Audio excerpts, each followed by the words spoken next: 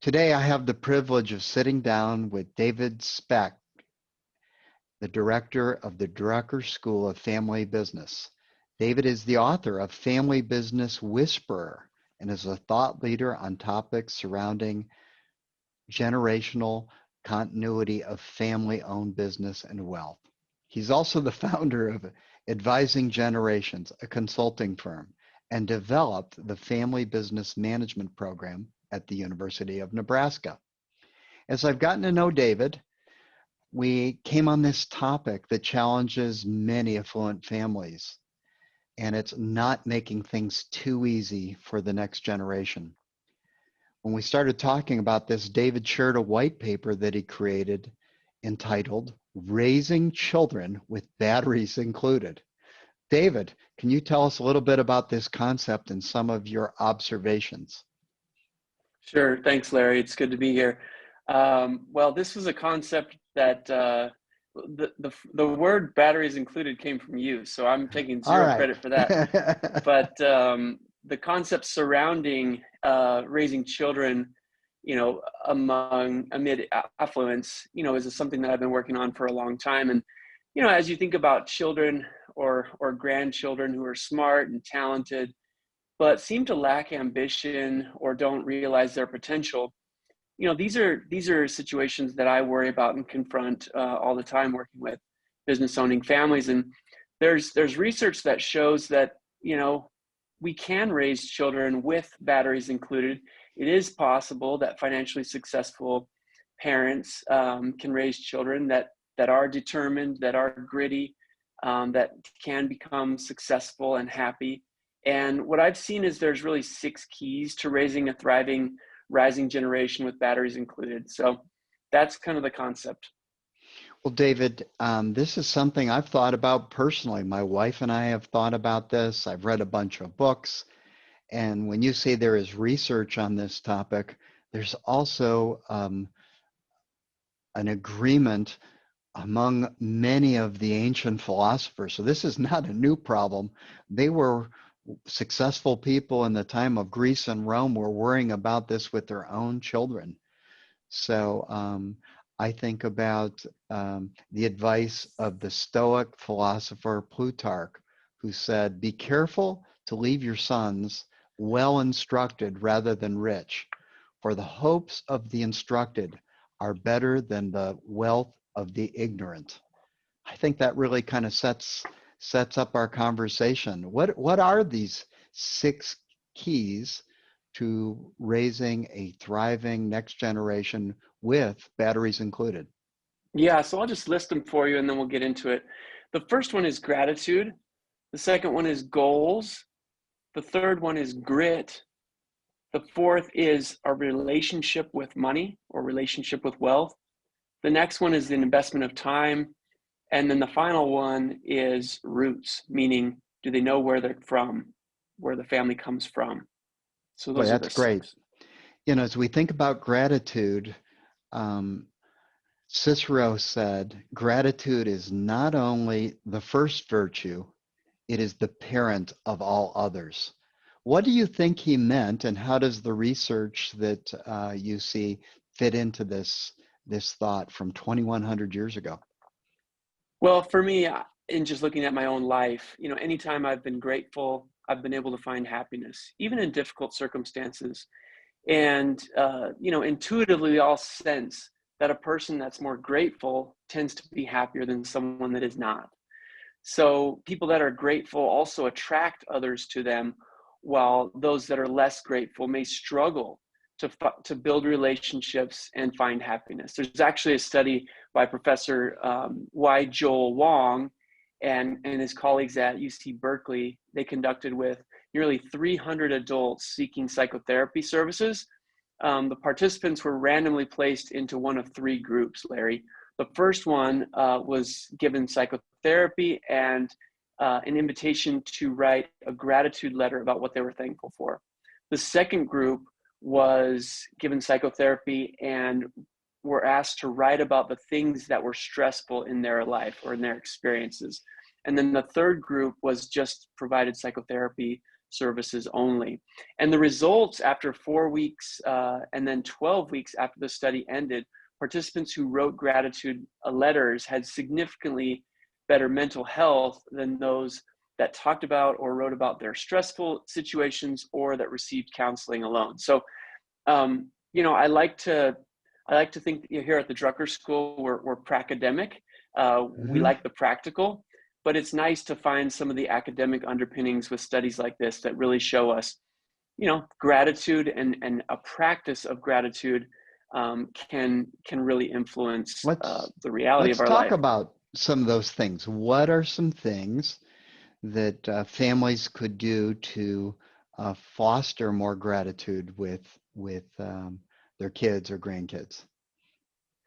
Well, I'll give you a personal example first. My mom used to call them new and goods. So Larry, we would sit down at the dinner table and we knew what was coming as kids.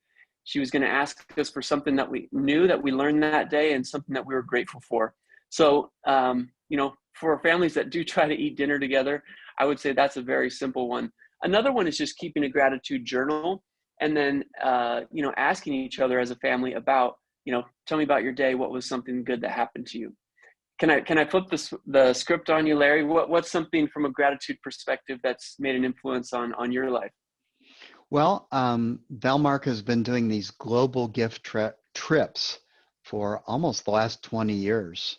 So my wife Wendy and I took our children to an orphanage in Jamaica for about 15 years in a row. Some of the listeners from Valmark have gone, and just seeing and appreciating how good we have it and helping other people, I think, helped our children to be more grateful.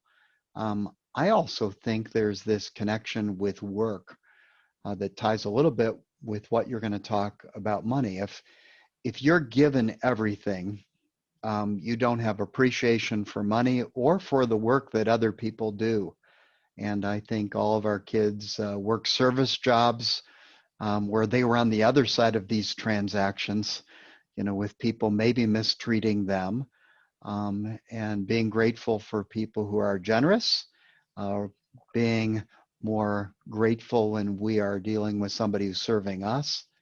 So I think service work and encouraging your kids to work as from a young age all show help develop gratitude. That's my take. For sure. Let's move on to this second habit about goals. How do goals play into developing next generation of successful um, people who are going to be contributors? Well, it's been said that those that are without a target or an aim will wander and wonder. Hmm. And, I've seen this in families that I work with, parents that give their kids too much, kids that don't find an ambitious pursuit, oftentimes are lost and are unhappy. And so we need to encourage that rising generation to develop an ambitious pursuit. And for me, Larry, it doesn't much matter what that pursuit is. It could be academics, it could be music, it could be um, reading. I mean, it really does not matter that much. It needs to be a healthy pursuit, but they need to have some ambitious goals. And there was a study done connected with goals by a professor at UC Riverside, Professor Cecil Cho, and he studied 134 people, and he wanted to see if lowering expectations could help manage happiness. So the results showed, though, that high goal setters were generally more satisfied than low goal setters. It was also important for them to revisit the original goal and compare one's performance with the goal. Participants tended to forget their goal and also defaulted to comparing themselves to their peers, which, as comparison is the thief of joy. But ultimately, we need to have ambitious pursuits. We need to be accountable to our goals. And then we oftentimes, well, not oftentimes, we always will need help in achievement of those goals. And if we can be that help for our families, that's a great place to start. Let's talk about, again, some practical applications and things. And I'll start off here. We're just back from Thanksgiving, and we were with all of our adult children. One's in law school, one's still in college. And I pulled out these goal sheets that I have done with them since the time they were teenagers. And it's just encouraging to look at these and look back at all the things that they've accomplished. And we started again for 2023. What are your goals going to be? And we looked at goals, either academic or vocational. Our two girls are working, the boys are still in education. We look at health and fitness. We look at goals from a relationship perspective. Who do you want to create better friends with or see your grandparents more? Financial, how much are you going to save and give? Sports, our sons have played collegiate sports. So, I want to make the starting team. I want to get more playing time, whatever. And we have a category we call bucket lists. What are some things that you want to do or places you want to go? And it is really fun to do that with the kids. And they're now, they do this every year. And I think it's really worked well. Well, what you've done, Larry, is you've effectively redefined the term wealth. And you've also set in their minds and in their lives, how you can invest in each other, which most families do not have that as a framework. So congratulations on being able to accomplish that. In a way, this started with my dad. His dad died when he was 19. Started working, supporting his mother and his brothers, and he came across Earl Nightingale's The Strangest Secret. And he would say next to his faith, it's probably been one of the things that's influenced him most.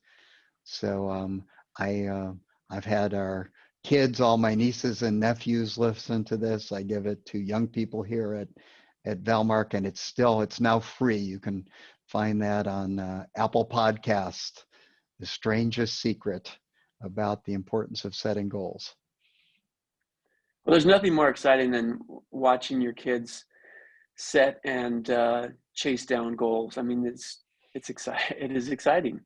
And Yep. then for us to make investments, whether that's introducing them to someone or encouraging them when they fall down or whatever it may be, it's just fantastic. Well, let's turn on to this third one, grit or resilience. What is grit and why is it important? Well, as you know, Larry, grit cannot be in your bequest. You can't leave it in your will. It doesn't transfer that way. Grit is the ability to overcome obstacles and to confront a setback and keep going. And for many successful business owners, grit is maybe the key element for long-term success. Yeah, maybe they had a good idea, maybe they had an opportunity, but ultimately you've met a lot of business owners and they all have grit. And this natural tendency as a parent is that we want our kids to have a life that's a little easier than ours, to not have to have gone through some of the things that we've experienced. But what we're doing when we remove those obstacles from them, when we make their life too easy, is that we don't allow them to develop grit. And there was a professor, Matthias Sutter, and his team that conducted an experiment with 429 children ages 3 to 6. And this was a really interesting study for me to kind of happen upon. And they found that grit, or the child's perseverance in a task that required real effort and an ability to kind of sustain that effort, was largely based on the parents' assessment of their child's grit. So imagine that. I mean, if I tell my kids, you can do it, keep going, I'm here for you, that means something. Now, if I tell them, I'll just do it myself, because they didn't do it right the first time, you think of washing the dishes or washing the car or whatever it may be. If Doing you your get kids' frustrated, homework for doing them, your kids' homework, or if you their want to science swoop in fair and save project. them, Yeah, if you want to swoop in and save them, they hear my dad or my mom doesn't really think that I'm able, that I'm capable, that I'm tough enough to manage this. And so to me, Larry, that was really eye-opening. And I think that we need to spend more time helping parents understand that their words and that their encouragement is really reflective on how gritty and how resilient their rising generation will be or not be. David, on some of these things, I think our success and affluence maybe creates a new autopilot that is different than families that grew up in a working class, or where the autopilot was, well, I'd love to help you, but I can't, or I don't have time. I think about as I have conversations with entrepreneurs who started financial businesses, they often say, my plan A was to make this business successful, and um, my plan B was to rely on my plan A. There was no plan B. I had to make this succeed, and we maybe rescue our kids. They try something, it's not working, and we just don't let them struggle enough with whatever it is, whether it's picking up the toys when they're little, finishing schoolwork, sticking with the team even when it's difficult and they don't get to start and the coach doesn't like them. It's just not uh, making sure we don't rescue them too much. Is that a lot of grit? That's it. I mean, we can't because, we're not saving them. I mean, we're not helping them by No. doing that. We're actually creating a pattern that's not sustainable because ultimately we want them to be independent. We want them to be successful. And if we are always coming alongside or coming behind them and cleaning up or clearing the path for them, it's not a sustainable thing.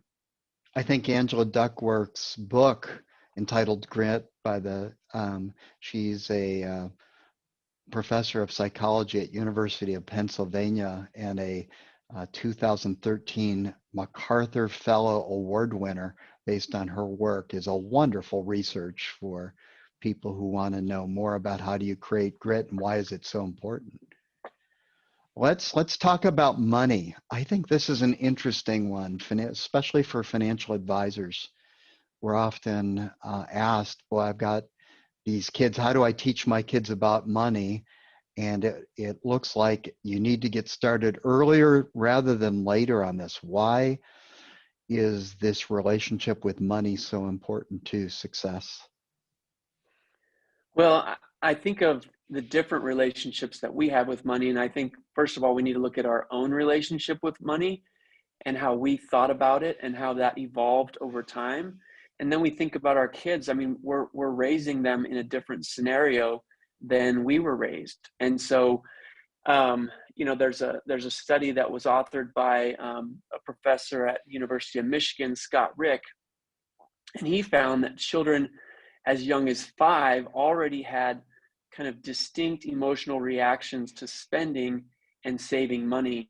He developed and administered this scale, which I think is aptly titled the Tightwad Spendthrift Scale, and he used it on 225 children to determine their emotional response. And what the research suggested was that parents can help their children understand why they bought something or want to buy something. He says spendthrift children will often buy something even if they are only mildly interested in it. They just don't experience enough pain of paying in the moment.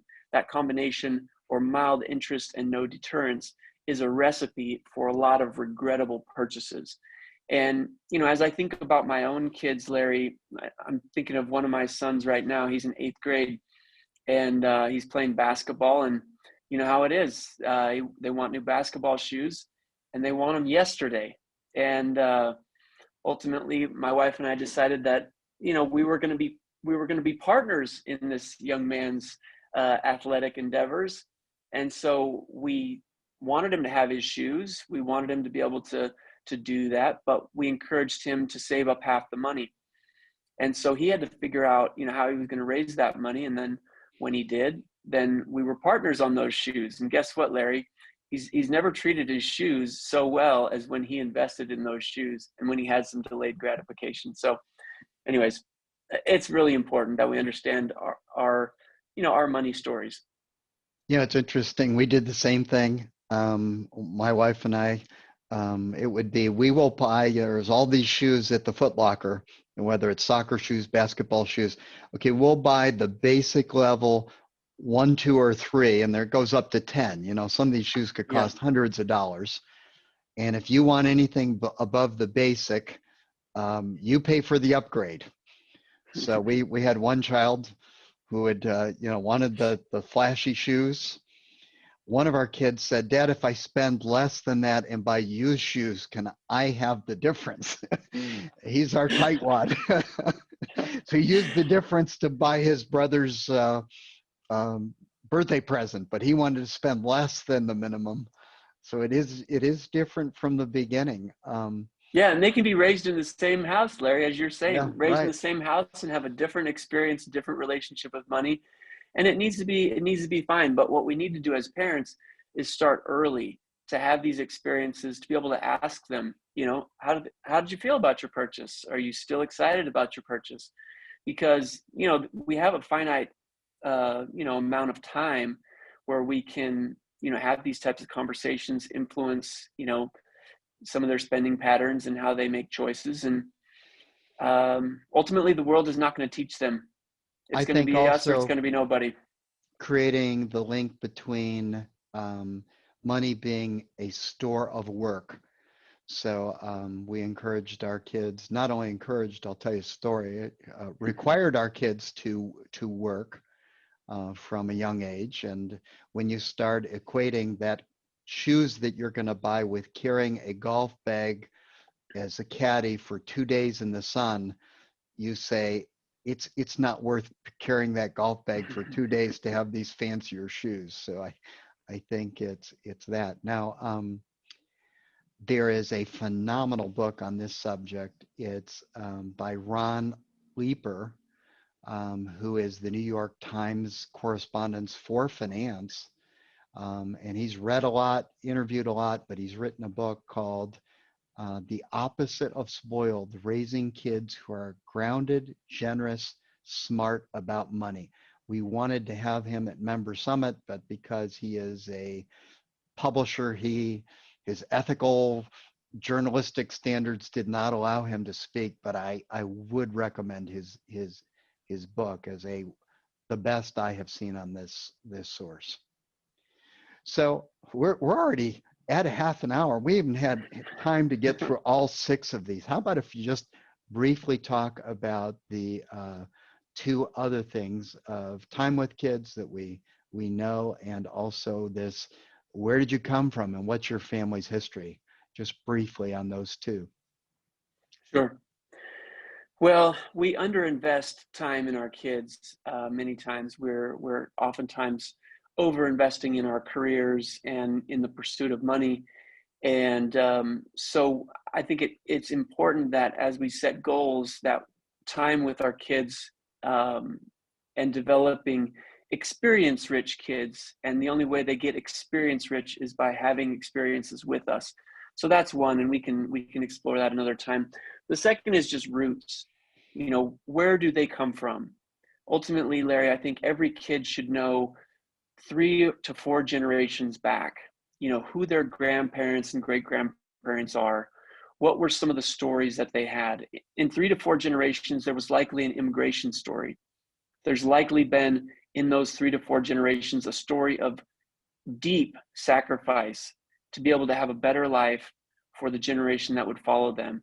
And by knowing about their past, they will be influenced to be grateful about their present and their opportunities. And so, anyways, 2 big topics that deserve more than what I just gave them, but absolutely important to know where we come from and to invest great amounts of time with our kids.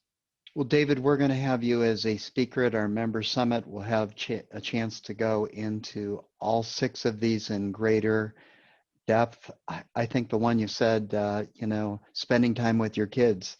Sometimes the other side of that is people are too busy with their careers and they just want to buy their kids stuff. So it's a double negative.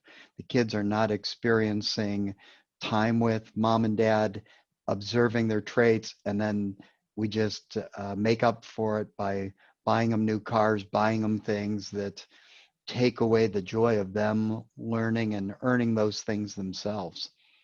Um, so, David, this has just been a great interview, and this is such an important subject. Let's close with just giving some resources for those who want to learn more. Um, your white paper is one resource. Um, I'd be glad to share. I've shared this goal template that we did with the kids, the 6 categories, and what are you going to do this year, and what are you going to do by the time you finish high school.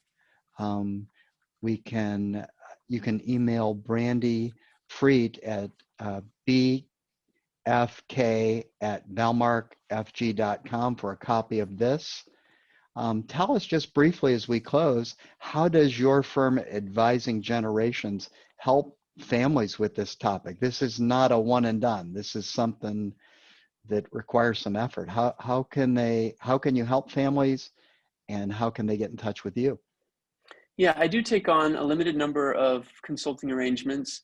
I work with families kind of at the family unit level. Oftentimes it's in a family meeting setting where we'll put together a custom agenda where there's education, information about the business. Typically, I'm working with business owning families, and then a specific focus on the rising generation and how to prepare them to be wise stewards and to be able to, be successful adults. So I can be contacted at david.specht, SPECHT, @cgu.edu, or you can Google me and All you'll probably right. find me that way. And your book again, once more, the business, what, give us the, The Family Business Whisperer. all And right. yeah, Available that's on on Amazon. on Amazon. Well, Yep. we're so looking forward to having you next year. Thank you for sharing this wisdom with our listeners, and I wish you a very happy holiday season.